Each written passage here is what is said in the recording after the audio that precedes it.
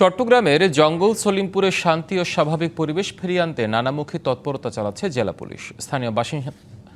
স্থানীয় বাসিন্দাদের সাথে সুসম্পর্ক স্থাপন, অপরাধের বিরুদ্ধে সচেতনতা বৃদ্ধির পাশাপাশি চালানো হচ্ছে নানা সামাজিক কর্মকাণ্ড। পুলিশের স্পষ্ট বার্তা, অপরাধীদের সাথে কোনো রকম আতাত বরদাস্ত করা হবে না।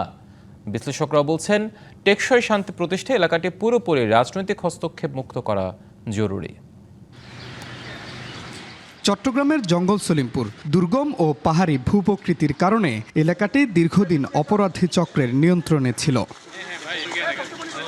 বিস্তৃত পাহাড়ি এলাকাটিতে শান্তি ও স্বস্তি ফেরাতে ভিন্ন কৌশলে কাজ করছে জেলা পুলিশ। মাদক, সন্ত্রাস, চাঁদাবাজি ও ভূমি দখল প্রতিরোধে অভিযানের পাশাপাশি নেওয়া হয়েছে সামাজিক উদ্যোগ।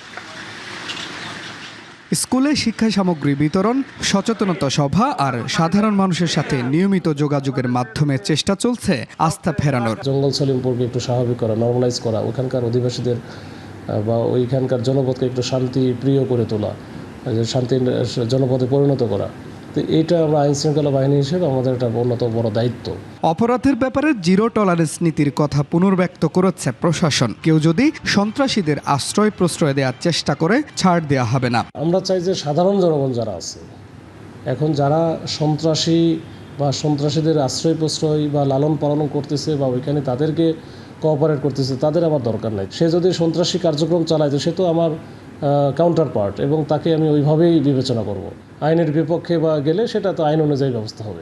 নগদ নিয়ে এলো হার না মানা হার অফার। সর্বনিম্ন 10,000 টাকা রেমিটেন্স নগদে পাঠালে থাকছে স্বর্ণের হার জেতার সুযোগ।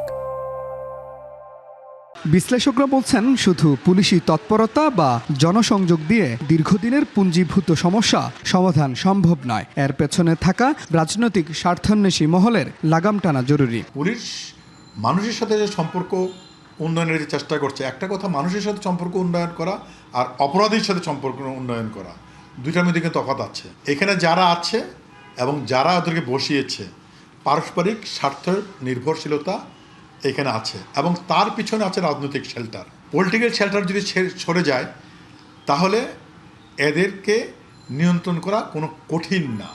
জঙ্গল সলিমপুরে সুশাসন প্রতিষ্ঠায় প্রশাসন, রাজনৈতিক নেতৃত্ব এবং সাধারণ জনগণের সমন্বিত প্রয়াস এখন সময়ের দাবি।